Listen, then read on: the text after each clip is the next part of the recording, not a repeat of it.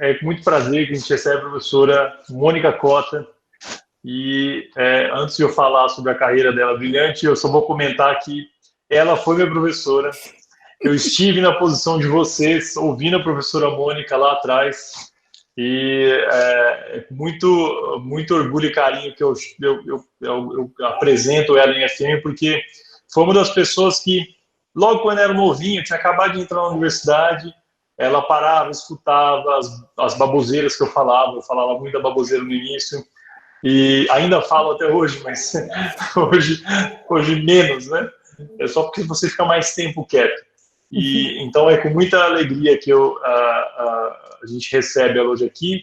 A professora Mônica, ela comentou que tem um erro no Lattes dela, mas eu não encontrei. Não ela fez graduação desatualizado. Está desatualizado. Tá, porque ela fez física na Unicamp em 84, depois mestrado em 87 e doutorado em 91.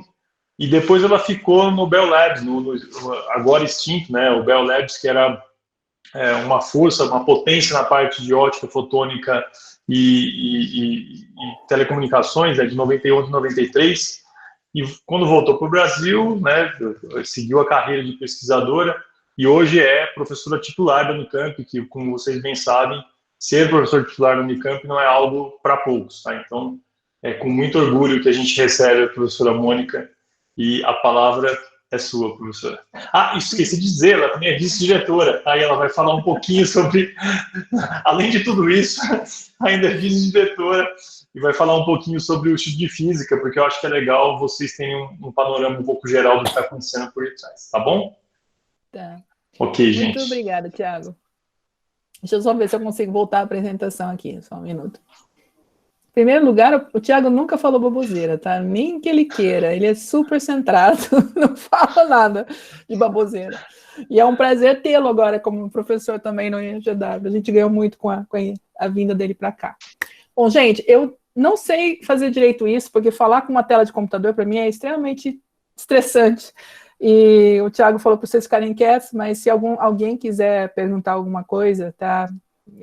Eu não me importo se vocês ligarem o microfone e falarem, mas, legal. Enfim, como o Thiago mencionou, eu vou só brevemente falar um pouquinho do Instituto de Física, porque, infelizmente, com a pandemia, eu acho que os ingressantes foram os que mais sofreram, porque a universidade ela é muito mais do que cursos, do que disciplinas, ou do que algumas amizades novas que você faz no primeiro semestre. A universidade é um espaço de vivência, onde você tem contato com muitas coisas.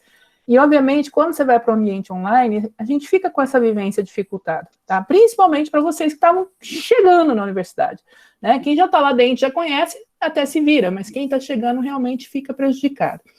Então, só para dizer o que é o instituto onde vocês agora estão ligados dentro da Unicamp, tá? Ele é um instituto, é a única unidade da Unicamp que tem um nome.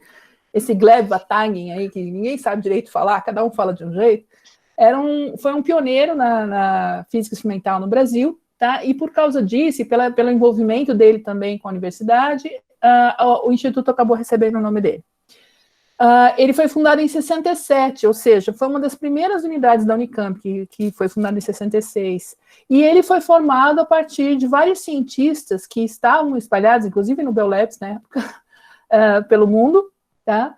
E que foram convidados para vir para a Unicamp e formar o Instituto de Física. A gente costuma dizer que a gente tem 4 departamentos, porque cada departamento veio de um desses professores que vieram de fora, tá? Então, para vocês terem uma ideia, nós estamos aqui em São Paulo, né, Campinas, no campus de Barão Geraldo, a gente tem campus também em Limeira e Piracicaba, né? Mas vamos falar aqui da física, então nós estamos no campus de Campinas, e se a gente baixar aqui, aumentar a resolução da imagem, a escala da fotografia, a gente começa a ver o campus do IFGW. Então, essas duas coisas redondinhas aqui que vocês estão vendo, não sei se dá para ver meu mouse, é o ciclo básico, né? Aqui tinha a barraquinha, ó, a barraquinha está aqui ainda, infelizmente ela fechou, vocês não tiveram chance de conhecer a barraquinha do ciclo básico, que ficou aqui quase 30 anos. Mas essa área em vermelho aqui, então, seria o campus principal do Instituto de Física, tá? Aqui é o prédio onde tem as salas de aula, que vocês provavelmente devem ter conhecido, o auditório onde foi feita a matrícula e assim por diante. Esses outros prédios abrigam uma série de coisas que eu vou comentar rapidamente com vocês agora.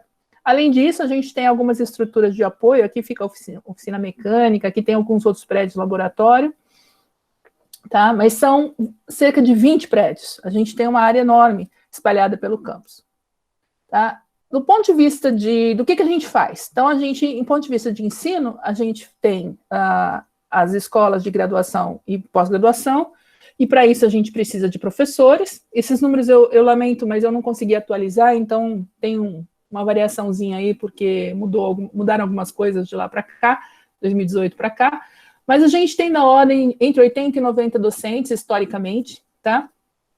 Tem sempre um número de colaboradores e visitantes que estão sempre dentro do Instituto, aí em torno de 25, ou seja, mais de um quarto das pessoas que estão aqui são colaboradores que visitam. A gente tem o que a gente chama de postdocs, são doutores que estão... Ó, tem um pernilongo voando aqui de novo. São doutores que estão fazendo pesquisa, logo depois de se doutorarem em algum outro lugar, e vêm para o Instituto de Física fazer pesquisa. A gente tem o que a gente chama de profissionais de apoio à pesquisa e ensino, tá? Que seria esse staff non-faculty aqui. Esse número 118 já diminuiu, porque a gente teve muitas aposentadorias, e tem aqui um número, esse é o número de estudantes de graduação, considerando os cursos da física, né? Não considerando as disciplinas de serviço que a física dá, da ordem de 600, 700 estudantes, e da ordem de 200, ou entre 150 e 200 estudantes de pós-graduação. Tá? Então, nós temos aí uma comunidade bastante grande de pessoas que habitam esses 20 prédios aí que eu mencionei para vocês. A gente tem, vocês estão no curso de licenciatura em física, né, que é dessa última linha que está embaixo, mas a gente também oferece bacharelado em física, bacharelado em física médica, bacharelado com ênfase em física biomédica e a engenharia física, que começou em 2013, né, que é aquele curso disputado que tem poucas vagas. A escola de pós-graduação, ela tem, normalmente, o Ministério da Educação tem uma avaliação que ele faz dos cursos de pós-graduação e a nota máxima é 7. Nosso curso sempre teve essa nota máxima, tá? E geralmente, a gente tem 2 cursos de mestrado e pós-doutorado, desculpem, gente, mestrado e doutorado dentro da física, em áreas temáticas diferentes. Então, a gente tem o Física Geral e tem a Física Aplicada a partir de 2015. Por que isso? Porque a Física Aplicada pressupõe que, às vezes, você precisa ter não físicos dentro da pós-graduação. Você pode ter um engenheiro interessado em trabalhar na pós-graduação em Física. Então, a maneira de pensar o conjunto de disciplinas é um pouquinho diferente do que faz a Física Geral. E a gente tem bastante dos nossos docentes trabalhando em Física Aplicada. E a gente recebe muitos estudantes de outros países latino-americanos, ou recebia, né? A gente não sabe como vai ser o futuro agora. Mas só para vocês terem uma ideia, ao longo aí, desde a sua fundação, a gente formou da ordem de 2.000 alunos na graduação e 2.000 alunos na pós-graduação. Isso é uma coisa bem característica da Unicamp em relação a outras universidades. A Unicamp, como um todo, ela tem mais ou menos o mesmo número de alunos de graduação do que de pós-graduação. Em geral, de graduação é bem maior. E isso demonstra a ênfase na pesquisa, porque a pós-graduação, os alunos de pós-graduação estão todos inseridos na pesquisa, que é feita no Instituto, tá? O que a gente tem para ajudar, dar apoio a todas essas atividades que a gente realiza? A gente tem uma biblioteca, que é maravilhosa, não sei acho que vocês devem ter ido lá, pelo menos, porque normalmente o pessoal da biblioteca faz uma chamada na primeira semana. Tem uma sala de estudos legal, a gente tem um acervo imenso, além da biblioteca central, que fica lá perto do restaurante universitário. A gente tem os laboratórios de ensino, tá? Eu não tenho os números exatos, o Thiago pode corrigir, mas o curso de física da Unicamp, ele tinha, alguns anos atrás, a maior carga horária em laboratórios do Brasil. Tá? Eram 22%, se eu não me engano, da carga horária, eram feitas em laboratórios didáticos. Então, a gente tem vários laboratórios, são os laboratórios básicos, que vocês vão conhecer no começo do curso, e depois, se vocês quiserem, eu não lembro mais como é que está a grade da licenciatura, mas vocês sempre podem fazer como eletivo ou assistir a disciplinas no que a gente chama de física avançada, tá? A gente tem o laboratório de física moderna, onde tem vários experimentos que deram origem a tudo que a gente conhece como física moderna, né, principalmente ligado à mecânica quântica. A gente tem laboratório de ótica, eletrônica, vácuo, criogenia, raio-x, física médica, porque a gente tem um curso de física médica, tá? E tem algumas salas de apoio, né? E esse slide particularmente está antigo, porque a gente mudou bastante coisa nos laboratórios de ensino, mas a gente tem salas de apoio com máquinas, com computadores para o pessoal trabalhar, fazer relatório, acessar a internet quando precisar, além de um espaço que está ligado à extensão, e onde o Tiago fez um trabalho muito, muito legal lá nos últimos anos, que é o LIEF, é um laboratório integrado de ensino de física. O que significa isso para vocês? Se vocês forem, vamos supor, pensar num projeto didático para ser executado numa escola, esse laboratório vai ter oficina, vai ter espaço de montagem, vai ter apoio técnico. Se vocês quiserem trazer uma escola para ver alguma demonstração ou fazer algum projeto com a escola dentro da Unicamp, a gente tem um espaço, um auditório no LIEF, onde vocês podem trazer as escolas, tá? Então, isso é uma coisa importante que a gente, na física, no Instituto de Física, dá muito valor, porque você ser físico sem ter a formação experimental deixa realmente a formação deficiente. Para pesquisa, a gente tem esse laboratório de apoio ao ensino, mas a gente tem um laboratório de apoio à pesquisa, que a gente chama de LAMULTI, que é laboratório multiusuários, tá? O que aconteceu? A gente começou, como nós somos uma unidade antiga, vários docentes foram aposentando, tinha equipamentos que a gente não sabia o que fazer com eles, e que eram úteis para muita gente. Aí um dia um docente lá, o Chico, ele teve a ideia, vamos fazer um laboratório multiusuário, vamos pegar esses equipamentos. E aí a gente foi equipando isso, então tem uma gama enorme de equipamentos que você vai lá, a diretoria hoje banca o custo deles, porque normalmente eles custam para usar, se você fosse em outro lugar você teria que pagar, a diretoria paga para os docentes do Instituto de Física e mantém esses equipamentos funcionando, abertos a quem quiser utilizar, com o pessoal de apoio para treinar os alunos. A ideia é que seja um espaço não só de fazer uma medida para uma pesquisa, mas também que o aluno aprenda alguma coisa sobre aquela técnica ou aquele equipamento, tá? Então, isso aqui são alguns dos equipamentos, eu não vou falar todos eles, mas só para vocês terem uma ideia, tem um monte de foto bonita aí, tá? Mas a gente tem microscópio, difratômetro de raio-x, dá para fazer solda em circuito integrado não digo, mas em chips bastante pequenos, e assim por diante. Além disso, eu falei muito da física experimental, mas existe a física teórica, tá? E uma parte da física teórica é feita com papel e lápis ainda, tá? Tem muita gente que faz, trabalha com física matemática, por exemplo, e usa papel e lápis.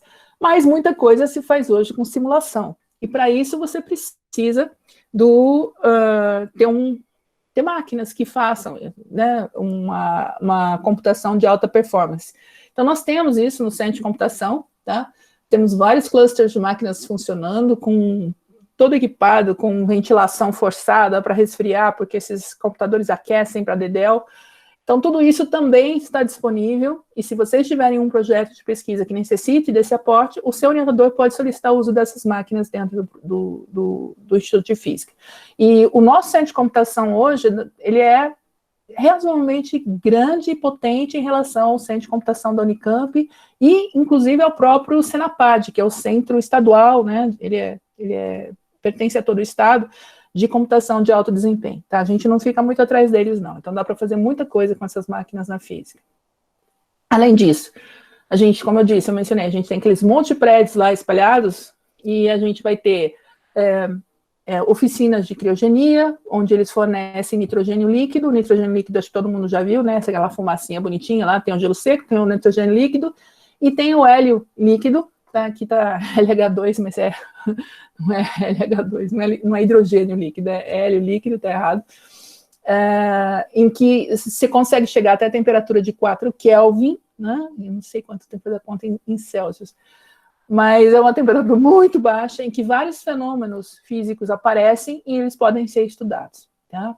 A gente tem uma oficina de vácuo. Para você ter criogenia, necessariamente você tem que ter vácuo, porque senão a troca térmica com a atmosfera é muito intensa e você nunca consegue chegar na temperatura tão baixa. A gente tem vidraria, oficina mecânica e uma oficina de manutenção também que ajuda a manter os prédios mais ou menos funcionando.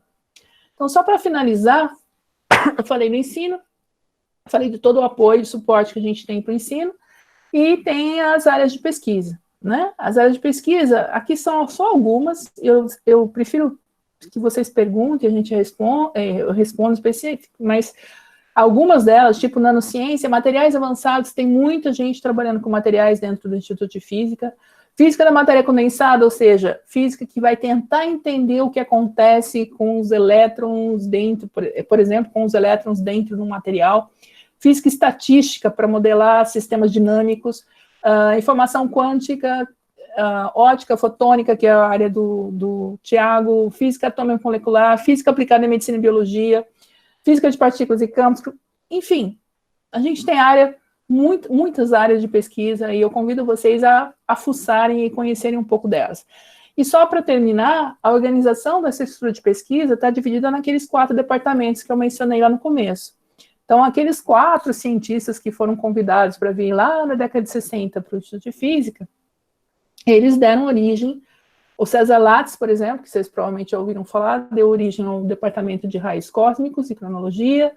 O Rogério Sequeira Leite, que até hoje está sempre lá na editoria da Folha, escrevendo, e está ligado ao laboratório Synchrotron em física da matéria condensada. O Sérgio Porto, que já faleceu em eletrônica quântica, e o José Ellis Ripper, na parte de física aplicada.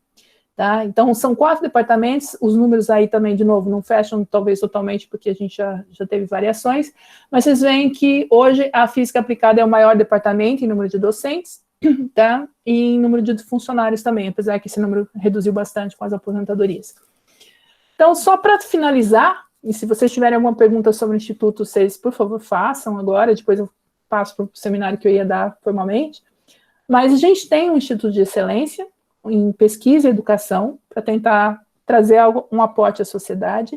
Eu não estou mentindo que se você pegar o Instituto de Física da Unicamp e colocar ele dentro de qualquer universidade lá fora, ele não faz feio, tá? Ele se encaixa. Então, o Instituto de Física tem um padrão de atividades em nível internacional, tá?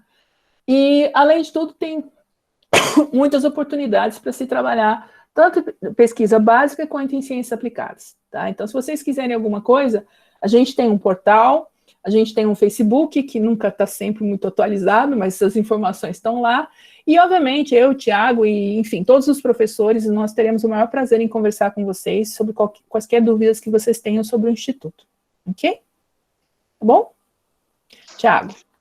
Ok, a gente já tem uma pergunta, na verdade. O Pedro perguntou que ele até hoje não entende muito bem a diferença entre mestrado e doutorado, se eles podem ser em áreas diferentes. Pode. Você, por exemplo, pode fazer em física estatística e matéria condensada. Né? Tá, o mestrado, na verdade, se você for lá fora, Pedro, a maior parte das universidades divide o mestrado e o doutorado de uma forma um pouquinho diferente do que você encontra no Brasil. É a mesma coisa, mas o objetivo é diferente.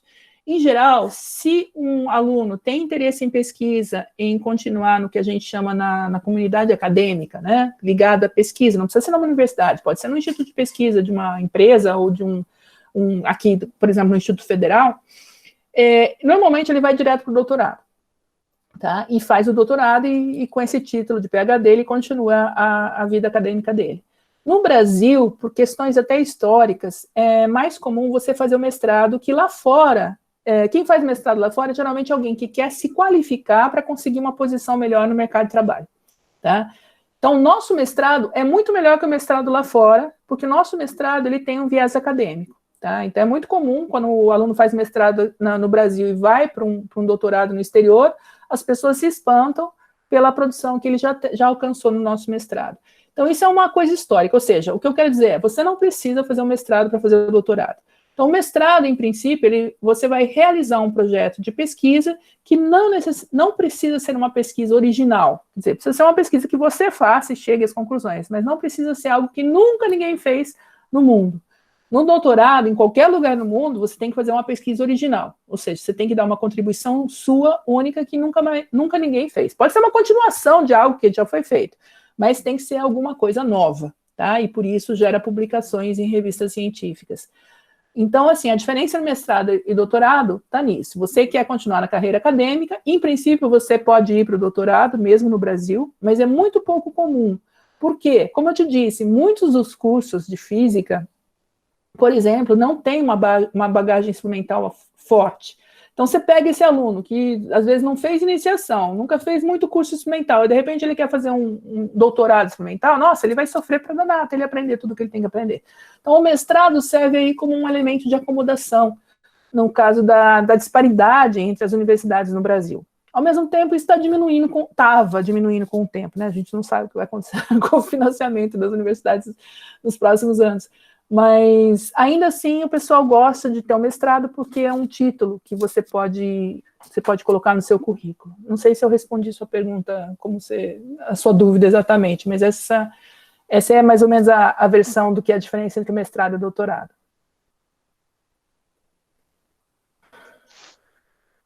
Mais alguma? Mais alguém, não? Estão todos tímidos. Eu tô só vendo na tela do PowerPoint aqui, então não sei. Estão realmente todos muito tímidos. Tá. Alguma dúvida sobre o Instituto, gente? Vocês chegaram a conhecer o Instituto? Não? Estão falando no chat que você aí, não? Não, talvez uma boa pergunta aqui. Responda aqui no chat. Quem é ingressante e chegou a ver, por exemplo, a biblioteca da física? Quem deu tempo de ver a biblioteca da física? Levante a mão. Eu vi, a Daniela não, o Vinícius sim, Lídia sim, a Lucas, biblioteca eu vi. Eu gostei da resposta da Ianca. A Ianca falou, a biblioteca eu vi. Significa que a Ianca não viu mais nada, né, Ianca? E o que é pior é que eles não se veem nem uns aos outros, né? Isso que dura. Tem um livro aqui comigo pendente. Lucas. Ai, meu Deus do céu, Lucas, será que uma multa? Não, acho que não, eu acho que eles aboliram. Para esse semestre, sim, né? O Caio também tem livro. Mas é do INEP, então tá bom.